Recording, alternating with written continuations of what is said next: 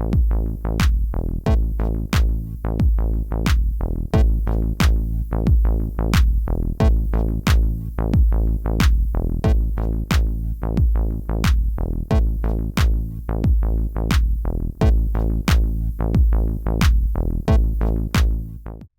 dia. Inicialmente, quero agradecer profundamente sempre, e hoje eu digo a minha amiga Kátia, amiga querida, é uma honra estar aqui mais uma vez, felicitar a doutor Rafael, doutora Olívia. Doutor Rafael, já tive a felicidade de dividir outro espaço com ele na OAB da Barra, online, uma vez, numa live que ele fez no Instagram, e muito gentilmente me convidou, e fiquei felicíssimo de participar, de falar com as pessoas que o assistem. Mas eu quero tomar um tempinho, acho que 2 minutos, para dizer quanto para mim, como advogado, militante, família, aqui no Rio de Janeiro, está falando na presença de 3 pessoas que representam o que é de melhor na magistratura: doutor André, doutor Gerardo, doutora Alice. Merecem nossos aplausos. Desculpa fazer isso com vocês, mas eu tinha que falar, e algo que eu vou expor. Doutor André, me desculpa, mas eu vou ter que expô-lo publicamente. Eu estava trabalhando numa ruptura dificílima, um casal que não estava se falando, não conseguiam dialogar, uma mágoa profunda, e graças à intervenção do doutor André, numa audiência, eles resgataram a amizade.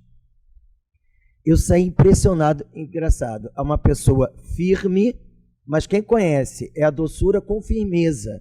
E eu tenho certeza que ele não sabia o que ele fez. Ele resgatou uma família. E é lidar com juízes assim. Eu conheci, tem um cliente que perdeu, foi prolatada a sentença da doutora Leisa há pouco tempo, meu cliente perdeu, mas ainda assim saiu, e acho que você lembra dessa audiência, da alegria de trabalhar com 3 juízes, há outros juízes que eu gostaria de estar homenageando aqui também, mas eles estão muito bem representados. Eu, como advogado, me sinto muito feliz de estar entre vocês 3, e sei que em nome de muitos advogados eu digo como é bom trabalhar com magistrados como vocês são. Então, desculpa aí, eu tinha que dizer isso, não podia deixar isso em branco. Mas retornando, eu que agradeço. Vocês não sabem quanto eu agradeço. Mas até a situação que a gente perde, eu perde com respeito, né? Sentença bem fundamentada, tratamento respeitoso, enfim, aquela... agora eu vou colocar uma situação pior ainda. Como seria bom que todas as... Não é, Silvia? Como se fosse... Como sempre fosse assim. Parece que dá vontade de cantar aquela música, né? Se todos fossem iguais a vocês. Mas, vida que segue. Eu mudei um pouco o meu roteiro por causa do Rafael. Sempre você muda meu roteiro, Rafael. Porque ele disse coisas tão importantes que eu falei, não posso deixar isso em branco, eu tenho que voltar. E o tempo inteiro eu vi uma questão de gênero. Começou pelo Rafael e depois pela Olívia. E eu não, sem querer puxar brasas para a sardinha de uns ou outros, eu acho que as famílias homoafetivas vieram trazer pontos que são esquecidos até hoje. Pessoas aqui me conhecem, sabem que eu tenho uma filha morando em Portugal, e ela me disse, nossa, estou tão surpresa com o machismo em Portugal. Ela não imaginava, a Cláudia já tinha falado isso para ela, a Cláudia, minha amiga, está sentada ali, já tinha falado isso com a Maria Fernanda, mas ela precisou sentir isso na pele, de como essa situação estava incomodando ela ali. Porque você pode absorver muito bem relacionamentos entre mulheres, relacionamentos entre homens, mas quando chega homem e mulher, começa o papel de gênero. E esse papel de gênero nos coloca em situações muito complicadas. O advogado, as partes, o judiciário, parece que a gente aceita o novo, mas a gente não aceita mudar o antigo. E a mudança do antigo nos leva a desafios na cultura em geral. Uma vez a Silvia estava dando uma palestra, eu estava com ela como debatedor, e a Silvia tocou na questão da cultura. E aquilo ficou na minha cabeça. Eu falei, não, eu só posso falar sobre a questão da cultura. Uma outra vez, num outro evento, Andréia Min, que muitos conhecem, promotora de justiça do nosso fórum, e Andréia bateu muito na questão do conflito da lei com a cultura. Então, uma voz da advocacia, uma voz da MP, voz da magistratura, falando de cultura, então isso inquieta nós todos. A lei muda, mas a cultura não muda. Então, eu queria começar por uma fala, aliás, fazer uma citação que a Olivia trouxe no slide. Ela vai ficar com metade dos meus bens. Essa frase é horrorosa, porque há uma ideia ainda de que o dinheiro é do homem e o cuidar da casa é da mulher. Certa vez eu estava ouvindo uma cliente, eu sou advogado, então eu gostaria que vocês não se chocassem, mas é porque eu sou advogado da Barra da Tijuca. Então, os meus números são um pouco diferentes dos números da defensoria. Então, e o patrimônio, segundo ela, segundo eu estava percebendo, era de aproximadamente 40 milhões de reais para a partida. E ele queria que ela ficasse com 10 milhões de reais. E ele se entendia como alguém extremamente generoso. Eu estou dando para essa mulher, quem daria para ela 10 milhões de reais? Eu falei, mas você não está dando nada para ela. Ela é proprietária de 50%. Você está forçando essa mulher a abdicar da metade do que ela faz jus. Você quer se apropriar de 75% de um patrimônio que pertence a uma sociedade conjugal. E ela faz parte dessa sociedade. Mas a relação homem-mulher ainda é muito estranha, muito esquisita. Então, eu proponho, nesse momento, foi a proposta que eu fiz, quando você olhar para ela, veja um homem. E você, quando olhar para ele, veja uma outra mulher. Porque você não vai ver nele um papel de homem, você vai ver nele gente, um ser humano. E ela, antes de ser mulher, ela é gente, ela é um ser humano. Vocês entraram numa sociedade. Eu sou sócio do Renato Porto.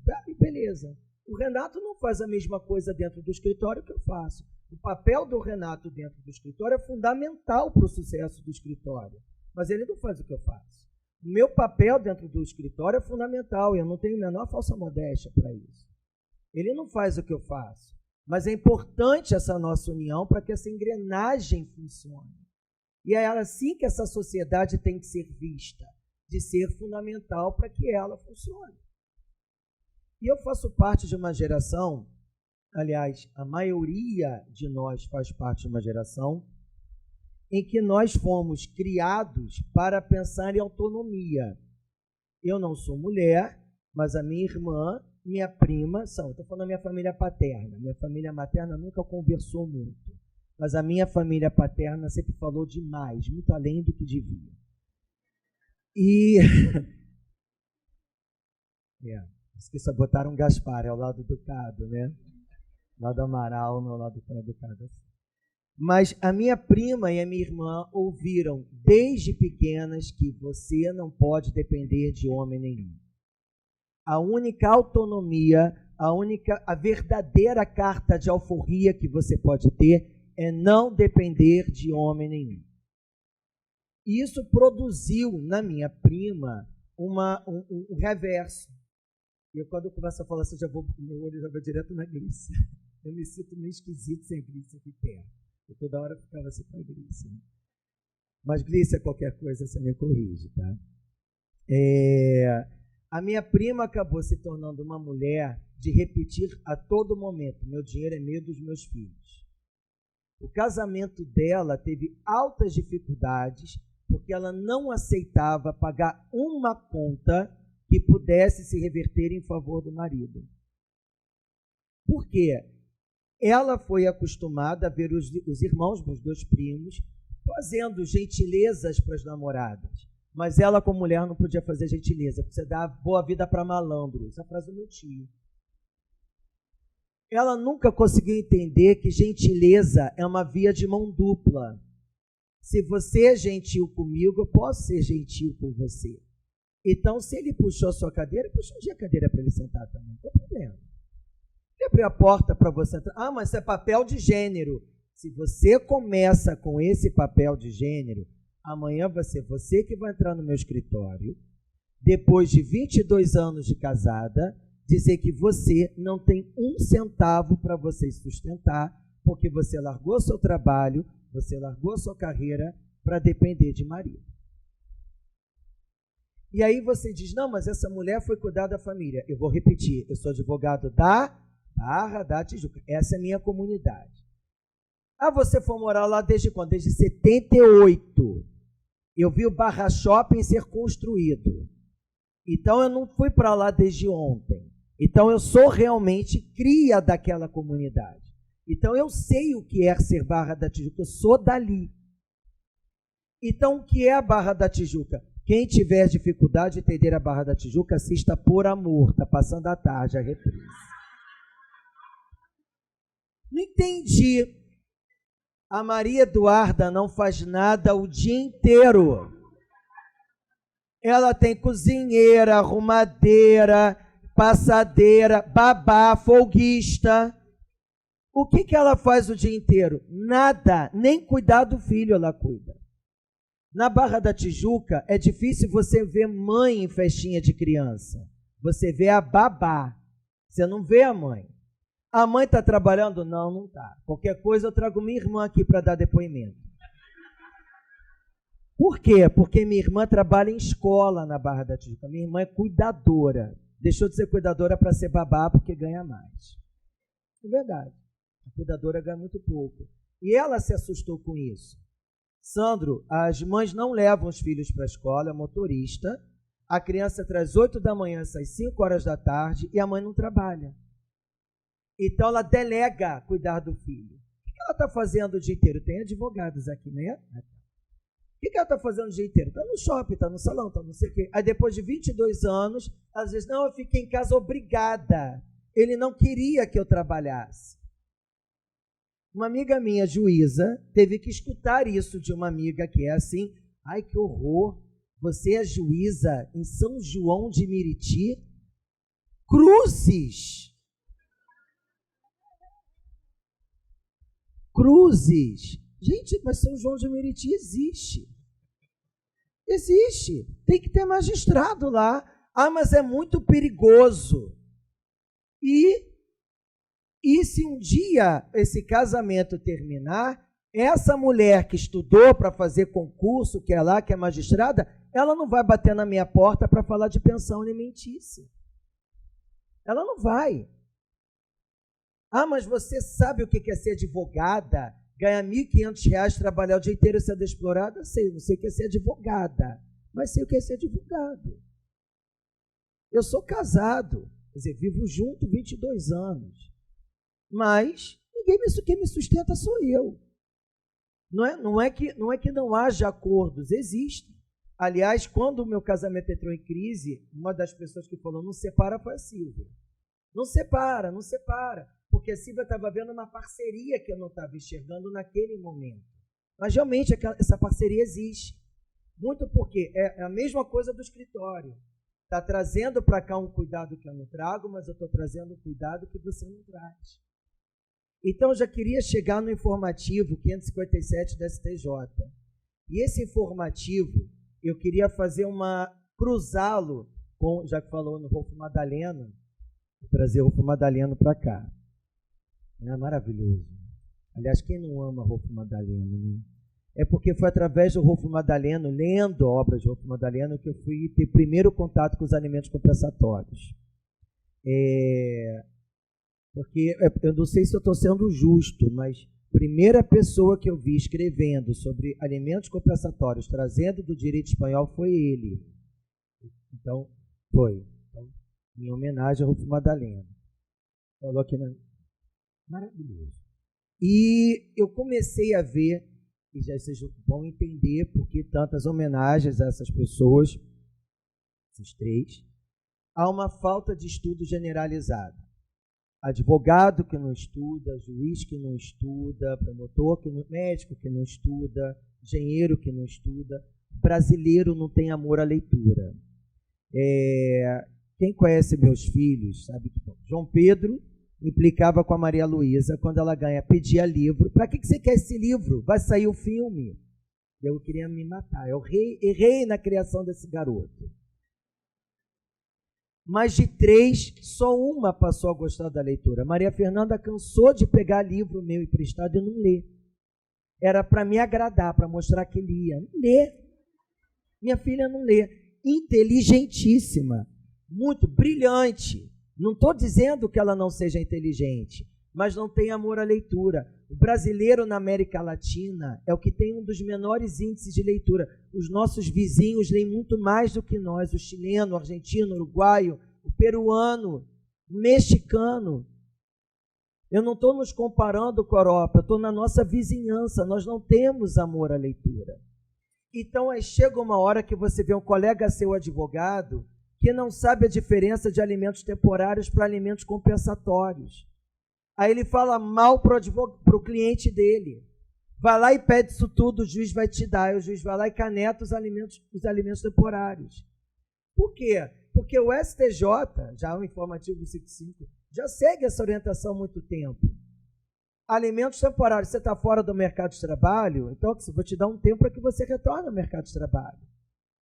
Por quê? Porque você tem saúde, você tem juventude, você estudou, aí você parou de trabalhar 22 anos atrás, na época que você ganhava R$ 1.500, vai agora retornar ao mercado de trabalho, vai ter dificuldade de trabalhar e vai voltar a ganhar os mesmos R$ 1.500. Só que vai disputar o mercado de trabalho com quem acabou de sair da faculdade e com tudo clarinho na cabeça. Gente, eu tenho 46 anos, eu advogo há pouco mais de 20. Eu não tenho mais a mesma disposição física que eu tinha antes. Não tenho. A minha voz não rende igual quanto eu rendia antigamente.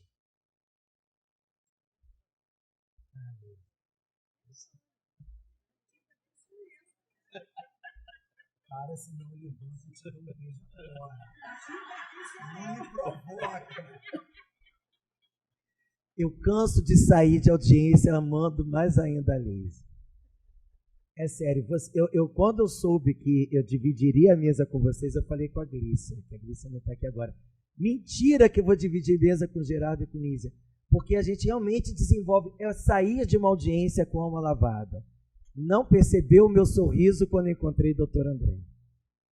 Porque é a hora que você, quando chega diante de uma audiência e você só consegue estabelecer o diálogo, porque o magistrado tem a clareza do seu papel de servir a sua sociedade, de estar ali para o bem-estar da sociedade. Mas isso começa conosco, tem que começar com o advogado. E, aliás, eu já fiz muitas amizades com ex-adversos. A Tatiana Carvalho não está aqui, ela é a presidente da OAB da Barra da Tijuca. Eu me tornei amigo da Tatiana, sendo adversário dela no processo. E o nosso papo foi, depois da audiência, o que a gente vai fazer para solucionar esse problema? Qual é a linha que a gente vai traçar para chegar até aqui? Mas esse tipo de mentalidade não pode ser daquele advogado de 1900 e lá vai bolinha, que entra numa sala de audiência para atrapalhar a vida do magistrado, do promotor de justiça, do outro advogado, porque ele acha que ele se valoriza criando problema, ou como diriam os meus filhos, criando treta. Não é assim que você serve a sociedade. E eu tenho a impressão, nunca perguntei, mas eu tenho a impressão, se bem que uma amiga minha da Barra, que era magistrada da Barra, aliás, eu vou falar em público, eu fiquei muito chateado quando a Maria Cristina deixou a primeira vara de família da Barra, porque a minha amizade com ela muito começou também em relação de trabalho, porque a gente estava sempre junto, e de ver quanto foi importante, muitas vezes, o trabalho dela como magistrada de vara de família. Para mim foi horroroso, ela é para a vara empresarial, um grande trabalho, mas eu fico com ciúme, eu tenho direito ao ciúme, e eu falei, pois é, e ela é uma mãe maravilhosa, espírita também, desculpa, tive que puxar a brasa desse cadinho. Mas, enfim, então é importante ter essa diferença, porque vamos lá para a questão de gênero. As pessoas se casam, e as pessoas se casam, não necessariamente a mulher vai ser a dondoca, ela vai trabalhar, ela vai atrás da realização dela na carreira e de sua autonomia. Só que é muito comum em casamentos as pessoas seguirem caminhos e um chega a um lugar mais rápido do que o outro. Então, por exemplo, vamos lá, caso típico, mulher de militar. Então, você casou, você tem direito, que militar tem direito a casar. Ser humano, vai casar. Só que ele vai para onde ele é mandado ir. Então, hoje ele está em João Pessoa, daqui a pouco está em Manaus, daqui a pouco está em Brasília, daqui a pouco está... Você é a mulher dele. E aí, você vai terminar a sua relação ou você vai ajustar o seu trabalho de acordo com o cenário que aquilo se apresenta? Então, você não fez a opção de dondoca. Você está trabalhando, mas você está ajustando a sua vida de acordo com os cenários que a sua família foi tomando. Então, no fim do casamento, quando aquele casamento termina, essa mulher não é que ela precise da ajuda dele, não é uma questão de necessidade, mas houve uma série de renúncias ao longo desse casamento em que ela abdicou de oportunidades muito sérias. Eu tive uma ex-aluna que me ligou num domingo, 3 horas da tarde, isso não se faz com ninguém, ligar no domingo, 3 horas da tarde. Então, quando ela me ligou, eu já atendi de uma vontade, porque eu atendo, aluno não atendo. O que é, fulana? Me ligar domingo, 3 horas da manhã, aí mas eu tenho que desabafar. Então, vamos embora. Ela tinha passado num concurso para outro estado. E quem dá aula há muito tempo, doutora Leise foi professora há muito tempo. A gente que dá aula, a gente acaba torcendo muito para que o aluno chegue lá. A Silvia fez um grupo de estudo dentro do escritório dela gratuitamente para esse último concurso da MP. Então a gente vê esses meninos chegando, a gente vai junto com eles. Mas ela conseguiu, ela passou para a magistratura em outro estado, ela falou, Sandra, eu não vou tomar posse. Eu falei, mas por que isso? Porque eu não tenho como ir para um outro estado. E o meu marido e os meus filhos? O marido dela é um médico com uma carreira muito solidificada no Rio de Janeiro, ele não teria como ir, ela não queria trazer esse problema para dentro da família dela, então ela estava pensando, eu vou ter que abdicar desse meu sonho.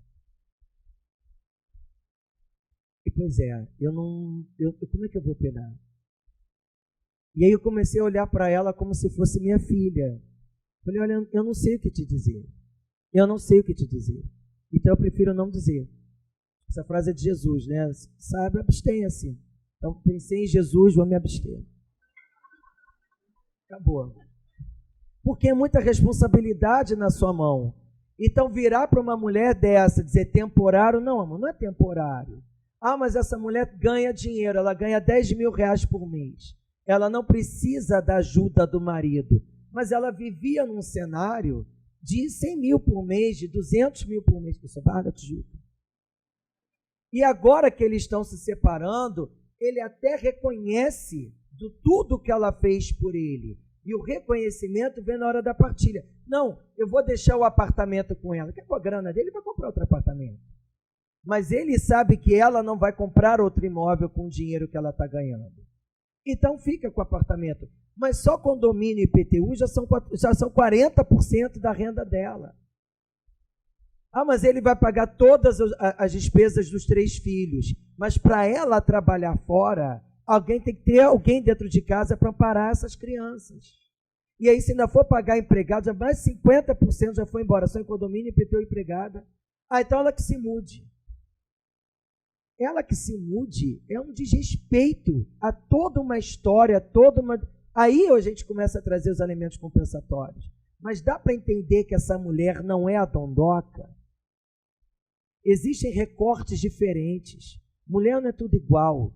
Casamento não é tudo igual. Homem não é tudo igual. As pessoas são diferentes. As relações são diferentes. E todas merecem respeito. Aí eu vou usar, de novo, eu não vou me apropriar da expressão de ninguém. A Andréia disse isso uma vez, numa mesa que a gente estava dividindo com ela e com Glícia, que as questões de família têm que ser artesanais. Pelo advogado, pelo magistrado, pelo psicólogo, pelo promotor de justiça, fora que ela se colocou no contexto, pelo assistente social.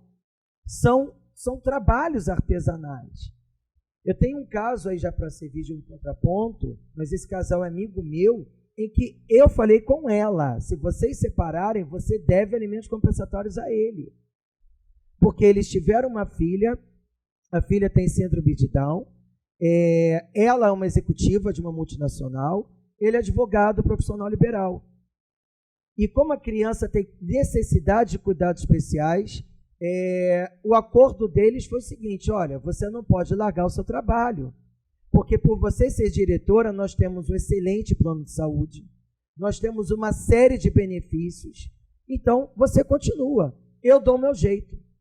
Então ele teve que reconfigurar a vida dele inteira, abdicar de uma série de projetos por causa da filha dos dois.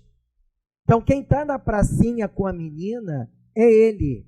Quem vai até a escola é ele.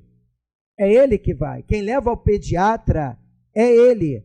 Por quê? Porque essa mulher um dia está em Atlanta, outro dia está na cidade do México. Vida corporativa não tem respeito por ninguém. Não tem respeito por ninguém. É você receber um telefonema, você tem uma reunião, a reunião termina meia-noite, 1h da manhã. E ela tem que estar com o cabelo bonito, ela tem que estar com a unha pronta, ela tem que estar toda pronta. Então isso é uma parceria. E aí é um momento que o judiciário, o Ministério Público, a advocacia tem que parar com esse olhar cultural de que a mulher é que tem que cuidar. A mulher não tem que fazer nada, a mulher tem que ser ela. Não existe um lugar de gênero para você. O teu lugar do mundo tem que ser o lugar que você decidiu que é. Se ele quer te colocar num lugar que você não deseja, não case com ele. Transe com ele. Vá ao cinema com ele, namore com ele, mas não case com ele, porque senão você vai enriquecer advogado. Não vai dar certo, ou então você vai ser infeliz. Case com uma pessoa que esteja em sintonia com o seu projeto de vida. Então, ali é uma situação... Por que você está falando disso? Porque eu entrei com um acordo, divórcio consensual. Divórcio consensual. Tem uma filha adolescente. A mulher tem mais ou menos esse cenário, vida corporativa. Então, eles entenderam que o melhor seria a base domiciliar da filha adolescente ficar com o pai. Com o pai. Porque o pai é funcionário público. O pai tem hora de entrar, o pai tem hora de sair, o pai tem rotina. A mãe não tem. Então, se a filha ficasse com a mãe, ela ia ser criada pela empregada. Não era muito melhor ficar com o pai? Então, vamos ver, mãe, qual o teu tempo? Como é que a gente vai conseguir ajustar a convivência sua? E a gente foi fazendo tudo bem feitinho ali. Mãe, quanto é que você vai pagar de alimentos para sua filha? Porque se está com o pai, o que você não pagar é com o pai, ele está com a filha dentro de casa. O acordo pronto, distribuiu, caiu para tal vara de família de Madureira. Vem a promotora de justiça. Ah, mas não disse aí quanto que o pai vai pagar de alimentos. Aí eu fiz uma petição esclarecendo. Depois que eu esclareci, o MP, não, está tudo bem, não se opõe. Eu entendi, não estou acostumado com isso. Foi no automático. O automático é ver filho com a mãe e o pai pagando alimentos. Porque se não fica com a mãe, o que a sociedade diz? Que mãe é essa? Se o filho está mal arrumado, não tem mãe, não? Não é? Então, mas, gente, machismo não é um mal de homem. Machismo é um mal da sociedade. O homem não é inimigo de ninguém. Não é. É patriarcado que gera uma doença. Isso é doença. E a cura tem que estar na gente. Então, na hora que a gente vai fazer esses ajustes, não tem que ela quer tirar de mim. Tem o que é dela. Dai a César, não é? Dai a Deus o que é de Deus, dai a César o que é de César. Aí você está falando muito em religião, é porque eu sou uma pessoa religiosa. Eu sou filho de uma umbandista, Eked, no terreiro de Umbanda, criado numa família católica, mas que ingresso de uma família judia, mas eu sou espírita vulgo kardecista. Então a religião é presente na minha vida, mas isso não significa que a religião vai ocupar o espaço do Código Civil e vice-versa. Eu sei dividir, ou pelo menos eu tento aprender a dividir. Então não é o que ela vai tirar de mim, mas sim o que cada um faz. Então eu tenho que saber o que são alimentos compensatórios, eu tenho que saber o que são alimentos temporários, e eu tenho que saber a situação que aquela mulher recebe e tem que receber, até porque aquela mulher foi vítima de um relacionamento opressivo. Eu vou falar de uma pessoa, estou constrangido porque tem uma pessoa aqui presente, mas eu vou falar mesmo assim. Eu tenho um carinho absurdo por uma cliente minha. É alguém que eu vou levar no meu coração para sempre. É uma senhora linda, lindíssima, que teve um casamento que chegou ao fim, mas que eu custei para mostrar ao judiciário o quanto que essa mulher foi vítima de fidelidade financeira, o quanto que essa mulher é vítima de uma opressão antes de um marido e agora de um ex-marido, e que o olhar do judiciário sobre ela tem que ser um olhar de acolhimento. Um olhar de acolhimento, porque ela foi a parte mais fraca. Ah, mas ela se casou nos anos 60, por que se separou? Porque a pessoa quer a chance de ser feliz. Às vezes a gente diz, parabéns, 50 anos de casado, você não sabe a custa de que infelicidade são 50 anos de casado. Nem sempre é uma alegria, nem sempre é, às vezes não é. Eu adoro estar casado, eu sou muito feliz estando casado, mas eu sei que muita gente não é. E às vezes é muito difícil, é preciso ter muita coragem para ser feliz.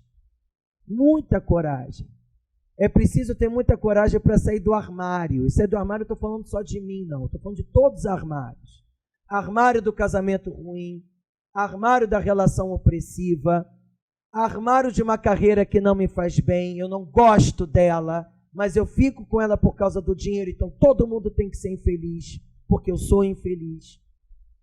Então, quando a gente chega na questão dos alimentos entre o casal, essa questão de gênero tem que estar em pauta. De saber o limite, o que é temporário, o que é compensatório. Essa pessoa vai receber indeterminado, até porque ela é idosa, ela não entrou no mercado de trabalho e ela não é aquela mesma garota de 40 anos de idade. Ela é uma senhora de 75, 80 anos. Então, ela tem que ser vista como quem ela é e dentro do recorte em que ela se enquadra. O nome disso é respeito. Bom, aí voltando para a metade do fim, não vou tomar muito tempo, não espero. Quero fazer. Mas agora eu quero chegar na relação de pais e filhos, que é a que eu acho que eu falo melhor, porque é na qual eu mais me insiro. Quando eu resolvi colocar cada filho numa escola, eu fui muito, sempre fui muito criticado de tudo que eu sempre fiz dentro da minha família, eu estou errado. Mãe, vou viajar, está errado.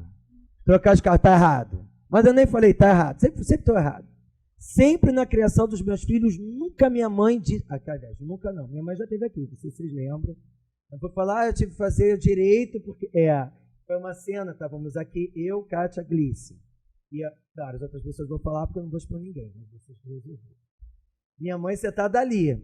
Aí eu falei assim, que a Glícia e a Kátia já sabiam de um outro evento que eu disse que eu queria ter feito psicologia, mas minha mãe na época me pressionou para fazer direito.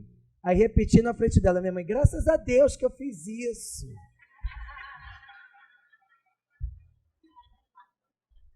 Mãe é mãe. Mas a minha mãe, há pouco tempo, ela começou a me dizer, não, você agiu certo. Mas só eu sei o quanto custou eu ouvir isso da minha mãe. Porque a minha mãe é de uma geração que filho estuda tudo na mesma escola. Você não enxerga que os filhos são diferentes, você bota tudo na mesma escola.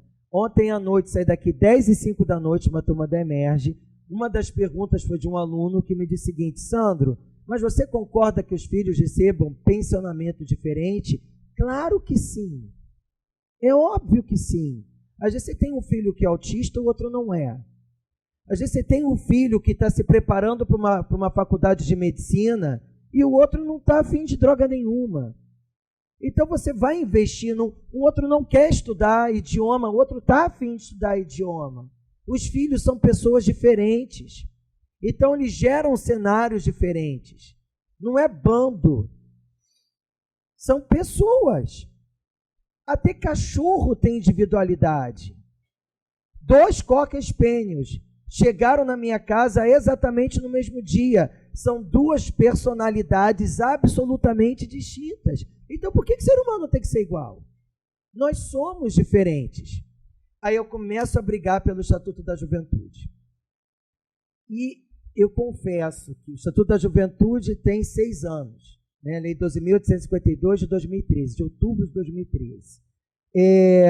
Eu não me lembro de ter, em momento algum, um acolhimento do Estatuto da Juventude, nenhuma petição minha.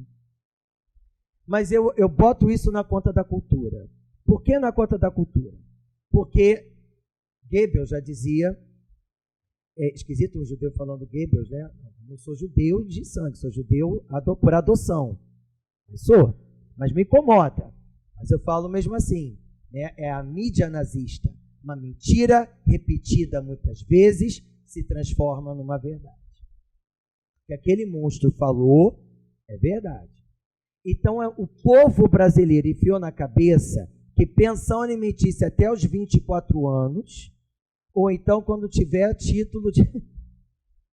Galera, quando eu me formei, eu fiz o FRJ, terminei metade dos anos 90, no 10º período a minha turma só dizia: nós seremos os próximos desempregados do índice do IBGE. Mas na época dos meus pais, o filho que se formasse estava com futuro garantido. Porque era assim naquela época. Eu lembro assistir Dancing Days, eu lembro do Mário Lago nessa novela. Mário Lago. Olha lá, Mário Lago. Galera que lembra do Mário Lago. Mas eu adorava Dancing Days. Minha irmã tinha aquelas meias, né? Da Júlia Matos. Júlia Matos era a Sônia Braga. O Mário Lago, na época dessa novela, ele tinha 65 anos. Se você puxar no YouTube, o Mário Lago, naquela época, era a imagem de uma pessoa muito idosa. Minha mãe tem 67 anos. Minha mãe faz pilates, corre na praia, tem flexibilidade que eu não tenho. Não é? Minha mãe tem muito mais saúde física do que eu tenho, até porque eu sou uma pessoa preguiçosa. Sou extremamente preguiçoso. Eu amo a minha cama. E uma pessoa de 65 anos hoje é extremamente produtiva, principalmente na classe média, porque nós ingressamos mais tarde no mercado de trabalho. As classes mais baixas têm que entrar mais cedo, mas a classe privilegiada, que vai para a faculdade, que pode ficar em casa estudando, porque tem quem possa bancar, essa galera começa no mercado mais tarde, mas também sai mais tarde. Quantos colegas de magistratura vocês têm que têm mais de 70 anos? Muitos. Muitos. Capanema e Cavalieri, são dois com que eu trabalhei. Aliás, eu não consigo chamar Capanema de doutor, só chamo de professor. Aliás, muita gente chama Capanema de professor, porque ele marca a vida da gente assim, né? O Cavalieri não, mas o Cavalieri é porque eu trabalhava com ele, ele era meu coordenador acadêmico.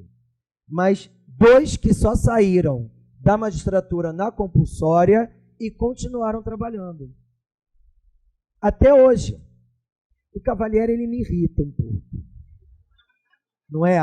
Ele corre, gente. 5 horas da manhã, esse homem está correndo, a barriga dele é chapada, magro, corpaço, mega saúde, inteligentíssimo, muito culto, ótimo papo. Então, por que ele é uma pessoa improdutiva? Ele não é uma pessoa improdutiva. Então, isso tudo para falar de uma pessoa. Vou usar uma pessoa como exemplo para falar do Estatuto da Juventude no ambiente dos alimentos. Carol. Hoje, Caroline de Oliveira, juíza federal. Mas a Carol foi minha aluna na graduação por 3 períodos. De aluna da graduação, virou minha estagiária. De estagiária, virou advogada do escritório. Se tornou líder da banca civil. Uma garota, mas extremamente competente. Viu que a advocacia não era para ela. Aí veio para a Emerge. Aí virou minha aluna na Emerge. Da Emerge foi para a Amperge. Virou minha aluna na Amperge. Aí passou para a magistratura federal, aos 26 anos. Tomou posse com 27, mas passou com 26. Ela foi eu e Carol no banco. Aí eu tenho que escolher um banco. O judiciário me deu 3 bancos para eu escolher qual deles eu vou receber. Vamos nós escolher o banco. Ela vai ficar com a minha, porque aluno sempre é filho. Sempre é teu filho. Ela não é juíza, ela é minha aluna. Então eu tenho que proteger. Então, quando você percebe que Caroline chegou lá tão cedo, porque sempre foi absurdamente estudiosa, muito disciplinada, não é à toa, quem me conhece sabe que eu sou muito chato, Então, para eu reconhecer o talento dela, não é porque era só inteligente. Porque isso eu sempre falei para os meus filhos. Não adianta você ser inteligente e ter preguiça. Porque o medíocre empenhado vai brilhar e você não vai. O empenho é muito importante. E ela chegou lá. Mas chegou lá aos 26, 27 anos. A escola da magistratura, principalmente de manhã, é com essa garotada de 25, 26 anos, que levanta cedo, que está aqui às 8 horas da manhã, que meio-dia sai da Emerge para almoçar, se enfiam nessa biblioteca, ficam lá até 5 horas da tarde, depois vão malhar alguma coisa, e depois do jantar, depois de descansar, vão ficar estudando jurisprudência e tem que fazer o exercício, porque um dos pontos da prova é o exercício. A Emerge não é uma escola, não, a Emerge é um campo de concentração. Ela é, por isso eu tenho um carinho absurdo pelo aluno do CP6. Ele sobreviveu a isso tudo. E sobreviveu porque ele se empenhou. Como que essa pessoa não é merecedora do apoio familiar? Como que essa pessoa não está se preparando para a carreira dela? Quem é que está por trás desse aluno? Porque para estar estudando o dia inteiro é porque tem patrocínio. Então vamos lá. O pai vai dizer, vou parar de pagar alimentos porque já fez 24 anos. Por quê? Essa pessoa não está pronta para a sua carreira ainda.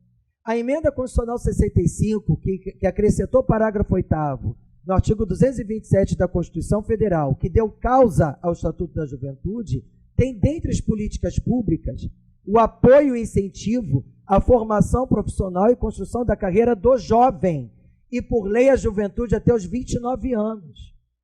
Porque essa pessoa ingressa mais tarde no mercado de trabalho, mas ingressa qualificada, preparada e vai sair depois de 70.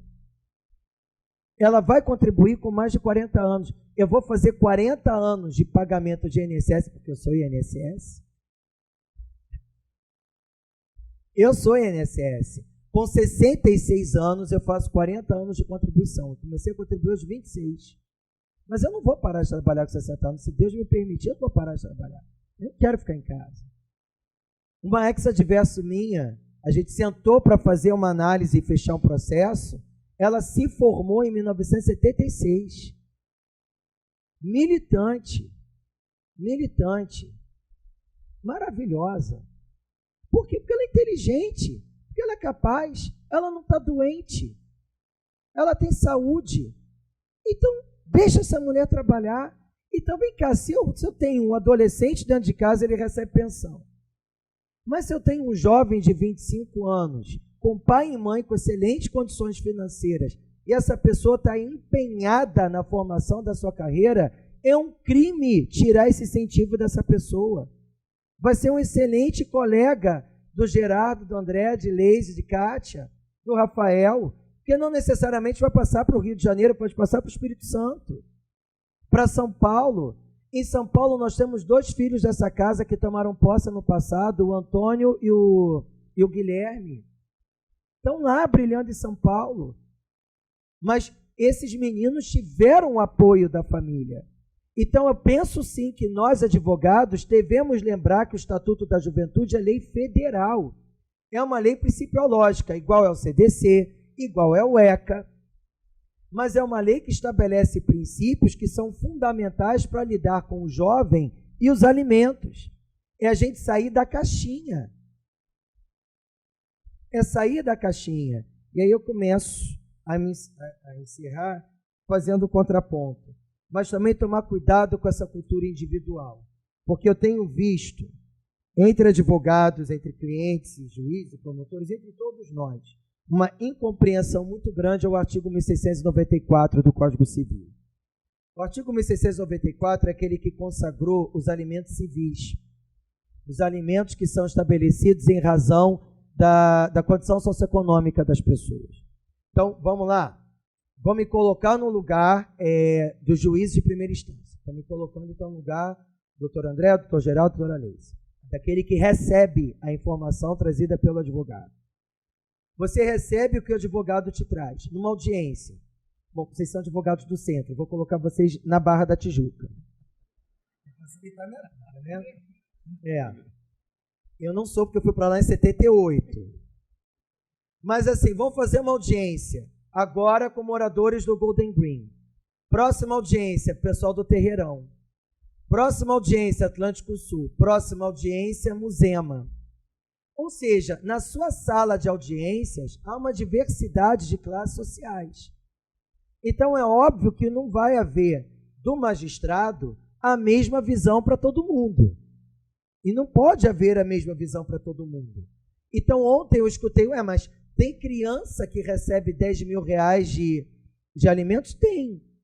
Por que tem? Porque essa criança usa motorista para o inglês, para o psicólogo, para o fonoaudiólogo. Aí um aluno ontem levantou o braço e falou assim, mas e a psicóloga é frescura? Eu falei, minha filha, bom, eu posso falar porque a Lulu me autorizou. Eu tenho que perguntar antes. Até porque isso aqui é gravado e eles depois assistem. Tudo que eu faço, a primeira Lulu não estava, ela foi assistir depois para ver o que eu falei dela. Então eu já estou liberado. Lulu foi diagnosticada com ansiedade, adolescente. Ansiedade é um sofrimento horrível. Você quer tirar teu filho daquilo e você não consegue. Produz dor no corpo, falta de ar. Você pode ter crise de pânico, pode evoluir para uma depressão. É horrível, é horrível. E você não necessariamente vai ter o tratamento da tua filha só no psicólogo. Ela às vezes precisa do acompanhamento do psiquiatra também. Mas o psiquiatra você consegue um plano de saúde, o psicólogo você consegue um plano... Nem sempre você vai conseguir. O psiquiatra, tudo bem, eu confesso que eu usei plano de saúde, mas a terapia não. Terapia eu tive que pagar. Então a gente tem que parar com essa mania de achar que doença de coração é para tratar, doença invisível não é. O mal do século é a doença invisível. E elas estão terríveis entre os jovens. O jovem de hoje sofre ansiedade. Então, o filho do pobre não tem acesso a esse tratamento. Não é porque ele não mereça, mas é porque a condição econômica dele não permite. Mas se o filho da classe média ou da classe alta tem esse acesso, por que negar? Isso é saúde. Saúde é necessidade. O ECA tem que estar dentro da vara de família. Tem que estar. Tem que estar. Nós temos que falar de ECA, como temos que falar de gênero. Eu fui postar no meu Instagram, temos que falar de gênero, para anunciar a palestra da Andréia e a mim, o evento na FRJ, eu perdi seguidores. Porque hoje a gente não pode falar nada. A gente vive um período de histeria, de ideologia, que você não pode falar nada. Como se falar de gênero fosse falar de política. Eu estou falando de gente. Gente está acima disso. Então, quando eu trouxe essa questão, saúde, motorista, a motorista é necessidade, para aquela família é. Para aquela família é. A empregada é necessidade, a mãe trabalha fora, o pai trabalha fora, quem que vai fazer comida para a criança? Mas a criança da favela não tem empregada, mas é outra realidade econômica, não é a mesma coisa. Então, às vezes, somando aquilo ali, você chega a um valor muito alto, porque é a realidade daquelas pessoas. O André Uchoa foi juiz titular da 2ª Vara de Família da Barra. O André eu conheço há muito tempo, porque eu trabalhava na instituição do pai dele. Então, com o André eu tinha uma conversa um pouco mais informal no gabinete. Sala de audiência não há conversa informal. Às vezes a gente descontrai, porque a audiência permite, às vezes, descontrair. Mas não é André, não, é doutor André. Na audiência, doutor André. Tomando um café, tomando um chopp, aí, André. Mas, André, por que você... mas aquelas pessoas, aquilo era um absurdo. André, às vezes é um absurdo para a realidade minha. Mas para a realidade daquela pessoa, aquilo é o comum, aquilo é o normal. Mas, às vezes, por não se lembrar do ECA, a cultura individual atrapalha a análise do 1794. Por exemplo, meu filho tem que ter o iPhone última geração, senão ele vai sofrer bullying na escola. Meus filhos nunca tiveram iPhone de última... Nunca. Às vezes acontece do Sérgio ter essas maluquices, aí fica penúltima, antepenúltima geração, e eu dou para a Lulu. Mas eu não compro telefone de última geração. Você quer de última geração, você vai estudar, você vai trabalhar e você vai comprar. Eu não vou te dar. Você tem dinheiro? Tem, mas eu não vou te dar. Porque você tem que lhe dar o alimentos dentro do viés educacional. Que tipo? Não é que mundo os meus filhos vão encontrar. Não é isso. É que tipo de filho você está dando para o mundo. Que tipo de formação você vai dar para os seus filhos. Então, não posso o judiciário dizer 20%, 20%, 20%. Esse cara ganha 200 mil por mês, 20% são 40 mil reais. Ah, mas a criança tem que ter... Criança nenhuma precisa disso. A não ser que você traga o ECA, e através do ECA a gente vai ver quais são as necessidades. Convivência social, então um clube, isso é uma necessidade. A escola, a formação do idioma. Se você pega tudo isso e chega a 15 mil, precisa de 40. A pessoa não tem que crescer. Ah, não, mas bota numa poupança. Aí quando fizer 18 anos, tem milhões na conta bancária. Isso não é educar. Isso é formar uma péssima pessoa para a sociedade. A educação tem que começar dentro de casa. A gente tem que perceber qual o nível de autonomia da formação educacional aqueles pais querem dar para aqueles filhos. Isso às vezes gera discussão dentro do casal. Porque um dos pais, o pai ou a mãe, quer dizer, não, eu quero dar tudo. E o pai diz, eu não quero dar tudo. Eu não quero esse tipo de criação para os meus filhos. E aí entra realmente o Ministério Público e a magistratura para tentar fazer aquele meio de campo, ou principalmente a mediação. Eu sou extremamente grato ao trabalho dos mediadores. Extremamente grato. Sempre que eu posso, eu não ingresso com ação judicial, eu vou para a mediação pré-processual. Porque quando você sente que existe essa chance, você vai. Mas tem que todos nós estarmos atentos de que a cultura do filho não é a cultura da mãe ou não é a cultura do pai. Tem que haver essa interseção. Todo o meu resumo de hoje é trazer esse apanhado de novas ideias, de novas legislações, de novos entendimentos e trazer essa novidade para uma mudança de cultura. Precisamos estar atentos para a mudança da nossa cultura, tendo cuidado, claro, para não perder a nossa identidade. Ah, o que você acha de renúncia de alimentos em impacto antinupcial? Sou contra. Eu sou contra, mas não sou sozinho. O STJ, no informativo 553, também foi contrário. Por quê? Porque os alimentos são irrenunciáveis, no 1707. Por que eles são irrenunciáveis? Porque os alimentos consistem na entrega econômica, responsabilidade financeira, para manter a pessoa viva. Pessoa que recebe alimentos não é para lhe enriquecer, como é o caso quando eu recebo meus honorários. É para ela estar viva, dentro das suas necessidades. Ah, mas se pode renunciar? Você pode renunciar depois que você não mais faz parte daquele cenário familiar. No divórcio, na dissolução da sociedade conjugal. Mas quando você adentra para aquele vínculo, como é que você pode dispor de um direito indisponível? Ele só se torna disponível quando você não mais faz parte daquela situação, daquele convívio familiar. Senão hoje eu renuncio aos alimentos, daqui a 23 anos eu não tenho quem possa me socorrer. Se eu não for me socorrer naquela pessoa, eu vou morrer na penúria. Ah, não, mas você assinou isso aqui, pacta sunt servanda. Que pacta sunt servanda? Eu estou falando de vida. A gente também tem que tomar muito cuidado para não se exceder na contratualização do que é afeto, na negociação do que é família. Tudo na vida tem limite.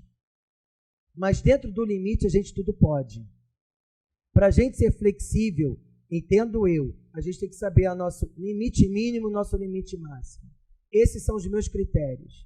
Eu não vou mais baixo do que isso e não vou mais acima disso. Mas dentro desses meus critérios, eu admito a flexibilização. Senão nós não temos rosto.